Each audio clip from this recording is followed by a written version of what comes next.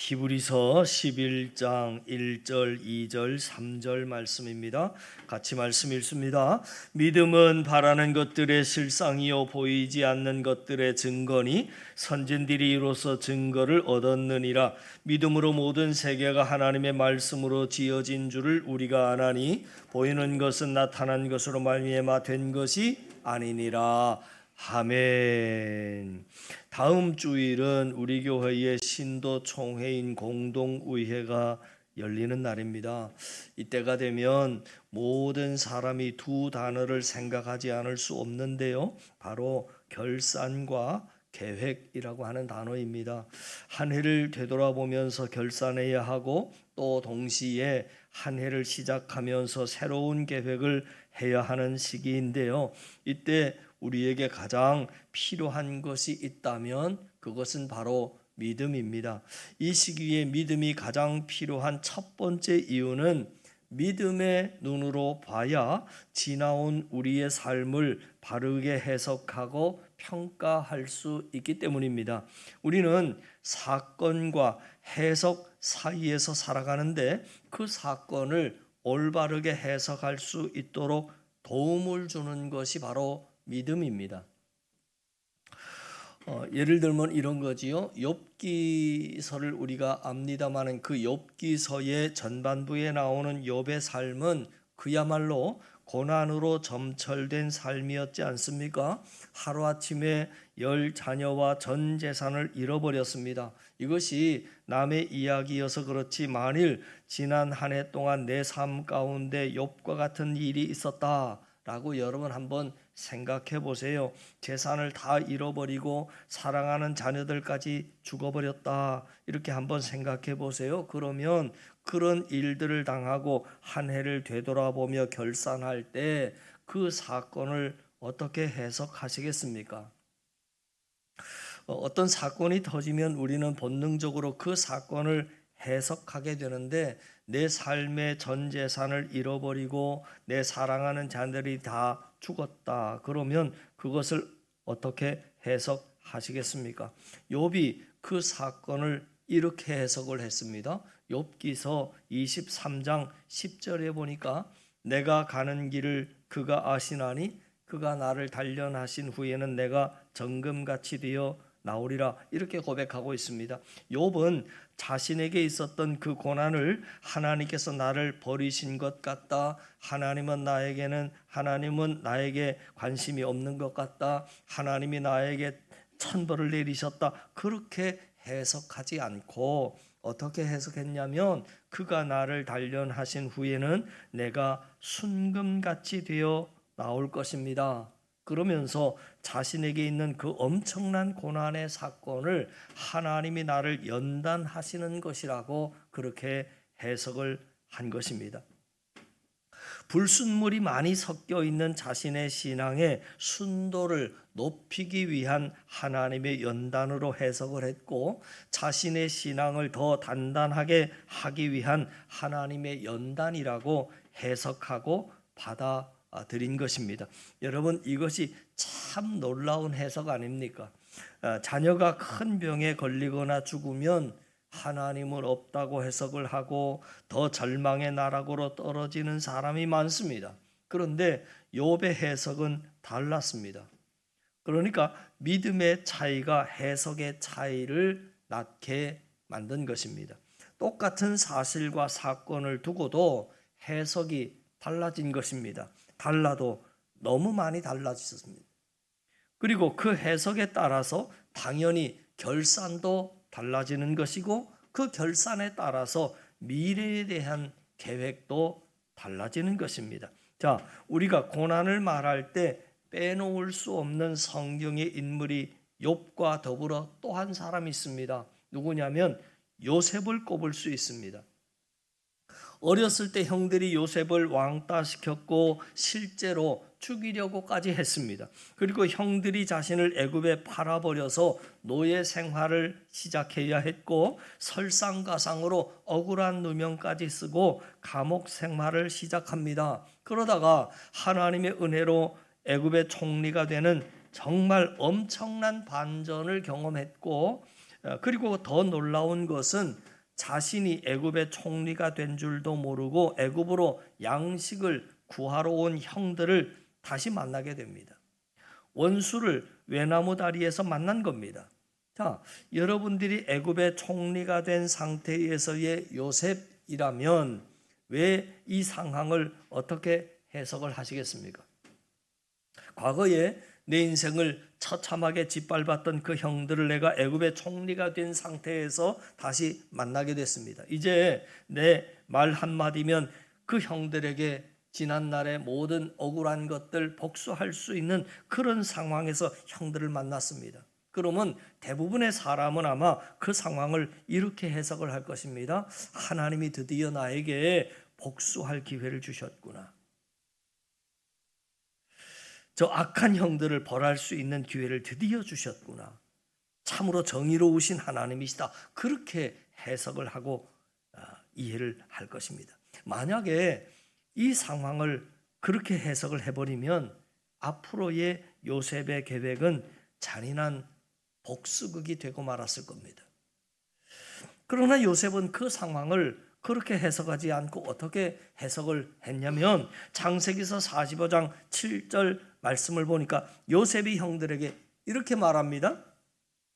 같이 한번 읽어볼까요? 시작. 하나님이 큰 구원으로 당신들의 생명을 보존하고 당신들의 후손을 세상에 두시려고 나를 당신들보다 먼저 보내셨나니 그런즉 나를 이리로 보낸 이는 당신들이 아니요 하나님이시라. 하나님이 나를 바로에게 아버지로 삼으시고 온 집의 주로 삼으시며 애굽 온 땅의 통치자로 삼으셨나이다. 참 이 말씀도 놀라운 해석 아닙니까? 지금까지 있었던 모든 사건과 해석은 크게 두 가지입니다. 첫째, 나를 애굽으로 보낸 분은 형들이 아니라 하나님이십니다. 둘째, 출세해서 형들에게 복수하라고 하나님이 나를 애굽의 총리의 자리에 세우신 것이 아니라 7년의 대형년의 때 사람들이 다 굶어 죽어가는 그때 형들과 형들의 후손들을 살리라고 나를 이렇게 총리의 자리에 세우신 것이다. 그렇게 해석을 하고 그 상황을 받아들이고 있는 것입니다. 여러분, 이 해석 하나가 지난날 고난으로 점철된 자신의 삶의 결산을 바꾸어 놓았습니다. 이런 해석이 있었기 때문에 요셉의 미래의 계획은 복수혈전이 아니라 형들의 가정을 책임지고 돕는 쪽으로 정해집니다. 우리에게 있는 사건과 사실을 하나님의 관점에서 바르게 해석하도록 만들어주는 것이 믿음이라고 하는 것임을 이 대목에서 우리는 확인할 수 있는 겁니다. 우리에게 건강한 믿음이 있을 때 비로소 우리는 지난 한 해를 바르게 평가하고 바르게 결산할 수 있는 것입니다. 내가 지난 한 해를 되돌아보면서 한번 결산의 시간을 가져야지 한다고 다 바르게 해석이 되고 결산할 수 있는 것이 아닙니다. 믿음의 안목이 있는 사람이 한 해를 바르게 해석하고 바르게 결산을 할 수 있는 것입니다. 그리고 그 바르게 결산했을 때 그 바른 결산이 새해를 향해서 바른 계획을 세우도록 만드는 것입니다. 여러분, 이렇게 믿음이 있어야 사실과 사건을 바르게 해석하고 결산할 수 있는 겁니다. 한 해를 되돌아보고 결산할 때 여러분, 믿음이 필요합니다. 믿음이 없이는 바른 해석, 바른 결산이 어렵기 때문입니다. 지난 한 해가 요셉처럼 또 욥처럼 고난과 실패가 많았던 한 해였다고 할지라도 믿음이 있으면 바른 해석을 통해서 여전히 감사를 잃지 않을 수 있게 되고 그로 인하여 새해에 대하여 바른 계획을 세울 수 있는 것입니다. 그러나 믿음이 없으면 늘 시험들 일밖에 없습니다. 그러므로 믿음이 없다는 말은 결국은 하나님의 관점에서 사건과 상황, 모든 사실을 해석할 능력을 잃어버리면 시험들 일밖에 없습니다. 항상 내 믿음이 문제입니다. 사랑하는 성도 여러분, 믿음이 중요합니다. 성도에게 있어서 믿음이 전부라고 말해도 결코 과언이 아닙니다. 믿음이 약해지고 병들면 신앙과 삶의 다른 해석도 없고 다른 미래도 없는 겁니다. 저는 바라기는 어느 때보다도 더 큰 믿음이 필요한 이 예결산의 때에 더욱 말씀을 붙잡고 깨어 기도하셔서 건강한 믿음으로, 단단한 믿음으로 한 해를 바르게 바라보고 새해를 계획할 수 있는 저와 여러분, 우리 모두가 될 수 있기를 주님의 이름으로 간절히 축원합니다. 자, 예결산을 해야 하는 이 시기에 믿음이 가장 중요하고 필요한 또 하나의 이유가 있습니다. 그것은 믿음의 눈이 있어야 어떠한 상황 속에서도 소망을 바라볼 수 있기 때문입니다. 자, 오늘 본문의 1절 말씀을 보세요. 이렇게 나왔습니다. 믿음은 바라는 것들의 실상이요 보이지 않는 것들의 증거다. 지금 믿음에 대한 중요한 정의가 나왔습니다. 믿음은 바라는 것들의 실상이라고 했는데, 여러분, 이 실상이라고 하는 단어의 원어를 보면 실상은 확신한다 라고 하는 의미입니다. 그러니까 우리가 바라는 소망을 확신하게 해주는 것, 그것이 바로 믿음이라고 말하는 겁니다. 그리고 뒤에 보면 보이지 않는 것들의 증거가 말하는 이 증거라고 하는 단어는 폭로하고 선언하다라고 하는 법정 용어입니다. 그러니까 믿음은 보이지 않는 것을 명백하게 선언해 주는 것. 종합하면 1절을 다시 이렇게 읽어드리면 이렇게 해석이 되죠. 믿음은 하나님의 뜻 안에서의 바른 소망을 확신하게 해주고, 그리고 더 나아가서 그것을 선언하게 해주는 것이다. 그게 믿음이다. 이렇게 해석이 되는 거죠. 예를 들어 여러분, 12정탐꾼 사건을 생각해 보면 이 말의 의미를 보다 더 명확하게 이해할 수 있습니다. 출애굽을 한 이스라엘 백성의 소망과 목표가 뭐냐면 하나님이 약속해 주신 젖과 꿀이 흐르는 가나안 땅에 입성하는 것입니다. 그래서 모세는 12지파에서 대표 한 명씩을 뽑아서 총 12명의 정탐꾼을 가나안 땅을 정탐하고 오라고 정탐꾼을 보냅니다. 그래서 12명이 똑같이 가나안 땅을 정탐하고 돌아왔는데, 돌아와서 하는 보고의 내용이 서로 달랐습니다. 믿음이 연약한 10명의 정탐꾼의 보고는 매우 부정적이었습니다. 가나안 땅에 가서 보니까 그 땅에 사는 원주민들은 다 장대한 거인들입니다. 그들에 비하면 우리는 메뚜기와 같습니다. 우리는 그 땅을 그러기 때문에 정복할 수 없습니다. 이것이 10명의 정탐꾼들의 보고입니다. 반대로 믿음이 있었던 여호수아와 갈렙은 이제까지 마음속으로만 그려왔던 약속의 땅을 직접 눈으로 보자 그 땅을 더욱 확신 가운데 간절한 소망이 생겨났습니다. 그래서 그들이 거인인 것은 맞지만 하나님만 우리와 함께 하시면 우리는 반드시 그 땅을 취할 수 있습니다. 그리고 그들은 우리의 밥입니다. 이러한 고백을 합니다. 그러니까 믿음은 눈에 보이지 않는 것을 명백하게 선언해 주는 것입니다.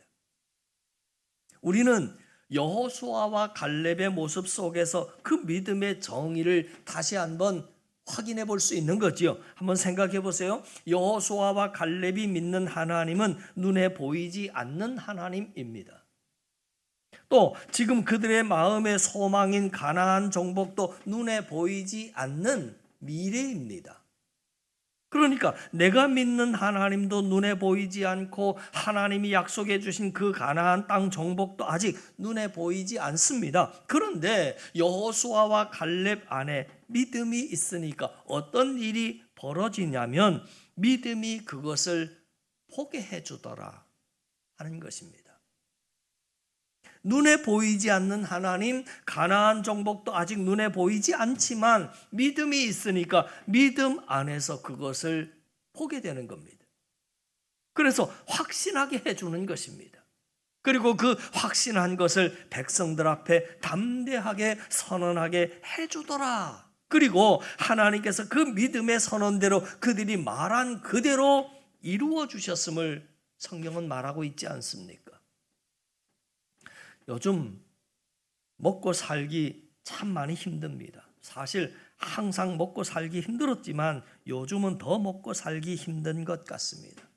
온 국민이 밤새 불면증에 시달리고 자다가 깨도 또 뭐 잡혔나 또 뒤져보게 되고, 이게 뭐 그냥 아이고, 심각한 경기 불황 속에서 우리는 새해를 이렇게 불안한 가운데 맞이했습니다. 지난해에도 힘들었지만 새해에는 더 그렇습니다. 마치 이스라엘 백성이 골리앗 앞에 선 것과 같은 상황이고, 열두 정탐꾼이 거인들이 살고 있는 가나안 땅을 보고 온 것과 같은 그런 상황 같습니다. 이게 저 땅을 우리가 차지할 수 있을까? 그런 상황 속에서 믿음이 없는 상태에서 새해를 바라보면 막 소망이 생기기보다는 근심과 염려와 불안과 두려움이 더 생깁니다. 그러나 이걸 아셔야 합니다. 어떤 상황 속에서도 성도로 하여금 소망을 보게 하는 것이 뭔가? 그것은 믿음이다. 그 말씀을 지금 드리고 있는 것입니다. 성경을 보면 성경에 나오는 수많은 인물이 소망을 바라봤던 것은 현실적인 환경과 상황 속에서 소망을 바라봤던 것 아닙니다. 전부 믿음과 하나님 약속의 말씀 속에서 소망을 바라봤던 것이지, 현실적인 환경과 상황을 바라보면서 소망을 꿈꾸고 바라봤던 적이 없습니다. 여러분, 성도는 현실적인 환경과 상황 속에서 소망을 바라보는 것이 아니라 믿음 속에서 소망을 보는 자가 바로 성도라고 하는 오늘 성경은 우리에게 말해주는 거지요. 그러므로 믿음만 있으면 골리앗 앞에서도 승리의 소망이 보이는 것이고, 굳건한 믿음만 있으면 가나안 땅의 거인 앞에서도 정복의 소망이 보이는 것입니다. 이 말씀이 보이고 들리십니까? 날씨가 좋은 날에는 기초공사가 튼튼한 건물과 기초공사가 부실한 건물이 별 차이가 나 보이지 않습니다. 육안으로 판별할 수 없습니다. 그러나 언제 차이가 나냐면 태풍이 불고 지진이 일어날 때입니다. 자연재해와 악천후 속에서 진짜와 가짜는 구별되는 겁니다. 부실한 신앙, 가짜 믿음의 소유자들은 인생의 태풍을 두려워합니다. 그리고 인생의 태풍 앞에서 다 무너지고 다 떠내려 갈 것입니다. 그러나 신앙의 기초가 튼튼한 참 믿음의 소유자들은 태풍이 불 때 그때 진가를 발휘하지요. 인생의 태풍이 불 때 독수리처럼 거대한 믿음의 날개를 펴서 도리어 그 강한 바람을 타고 상승할 것입니다. 여러분, 골리앗이라고 하는 태풍이 사울 왕과 이스라엘 백성들에게는 자신들의 초라한 실체를 드러나게 하고 망하게 하는 그런 태풍으로 작용했지만, 건강한 믿음이 준비되어 있었던 다윗에게는 도리어 골리앗이라고 하는 태풍이 다윗을 급상승하게 만드는 상승 기류로 작용을 했던 것입니다. 그런데 그것은 오늘날 우리도 마찬가지다라고 하는 것이죠. 경기가 안 좋아지고 정치가 불안하고 삶 가운데 여러 가지 위기가 몰려올수록 여러분, 믿음을 준비하셔야 합니다. 내 믿음이 고난 앞에서는 힘을 쓰지 못하는 형편없는 그런 믿음이었다면 겸손하게 인정하고 지금부터라도 돌이키고 회개하면 됩니다. 주 안에서 너무 늦어버린 것은 없기 때문입니다. 우리가 하나님이 기뻐하시는 믿음만 준비되면 역전은 한순간입니다. 그 믿음만 준비되면 도리어 위기가 역전의 발판이 됨을 여러분 믿으실 수 있기를 바랍니다. 여러분, 믿음을 준비하세요. 태풍을 타고 날아오를 수 있는 믿음의 튼튼한 날개를 준비하셔야 합니다. 그 믿음이 준비된 자에게는 모든 위기가 도리어 기회가 될 것입니다. 지난 한 해를 바르게 해석하고 결산하게 하는 것도 믿음이고, 열려진 새해의 세상이 정치적으로 경제적으로 어렵고 혼란스럽다 할지라도 그런 상황 속에서도 소망을 바라볼 수 있게 만드는 것도 믿음이고, 삶의 바른 계획을 세우는 것도 믿음이기 때문에 이러한 위기의 때에 믿음으로 우리가 도리어 위기를 발판 삼아서 날아오르라고 하나님께서 우리를 이렇게 믿음을 준비시키시려고 오늘 우리를 이 예배의 자리에 부르신 줄을 믿습니다. 지금이 뭔가 위기에 있다라고 여러분 느껴지신다면 유튜브 기사만 뒤적이면서 한숨만 쉬지 마시고 믿음을 준비하세요. 말씀의 자리, 기도의 자리에 나와서 믿음을 준비하세요. 믿음만 준비되면 어떤 태풍이 불어와도 오히려 그 바람을 타고 상승할 것이기 때문입니다. 요셉에게 7년 대환란이라고 하는 태풍이 불어왔을 때, 사람들은 다 굶어 죽고 쓰러져 갔을 때 믿음이 준비되어 있었던 요셉은 도리어 그 7년 대흉년 때문에 날아오르지 않습니까? 우리가 준비해야 하는 단단한 믿음은 말씀과 기도 안에서만 준비될 수 있습니다. 말씀과 기도를 떠나서 성도가 믿음을 준비할 수 있는 길은 없는 겁니다. 그러기에 저는 지난해에 1년 1독의 성경 읽기를 권면하면서 함께 말씀 속에서 하나님을 우리가 만났는데, 올해도 역시 말씀 읽기를 권면합니다. 다시 한번 하나님이 주신 진리의 말씀을 붙잡고 하나님 앞에 간절히 기도할 때 우리의 기도는 더 순결해지고 단단해질 것입니다. 그리고 그 믿음이 여러분들의 인생의 길을 인도하기 시작할 것을 믿기 때문입니다. 믿음이 부실했던 이스라엘은 가나안 땅이라고 하는 소망을 보지 못하고 광야에 엎드러져 다 죽었습니다. 그러나 믿음이 건강했던 여호수아와 갈렙은 가나안 땅 들어가기 전부터 이미 소망 가운데 그 땅, 하나님이 허락하신 땅이야, 우린 들어갈 수 있어, 차지할 수 있다라고 하는 그 확신하고 있었고, 그것을 백성들 앞에 선언했고 실제 그들은 가나안 땅을 밟게 됩니다. 이렇듯 믿음이 미래를 결정하는 것입니다. 성도에게는 믿음이 전부입니다.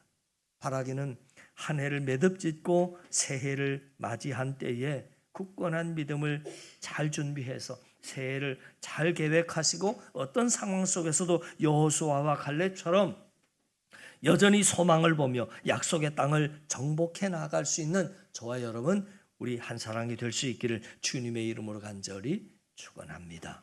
기도드립니다. 하나님 아버지, 말씀과 기도를 떠나서 성도가 믿음을 준비할 수 있는 길이 없다는 것을 알게 하셨으니 올해도 말씀을 붙잡고 한 해를 시작하는 주의 자녀의 믿음이 더 단단해지게 하시고 순결한 믿음의 사람이 다 되게 하여 주시옵소서. 그리고 말씀으로 말미암아 올 한 해 우리가 어디를 가든지 무슨 일을 만나든지 만사가 형통한 삶으로 주님 인도하여 주시옵소서. 믿고 감사드리며 거룩하신 예수님 이름으로 기도하옵나이다. 아멘.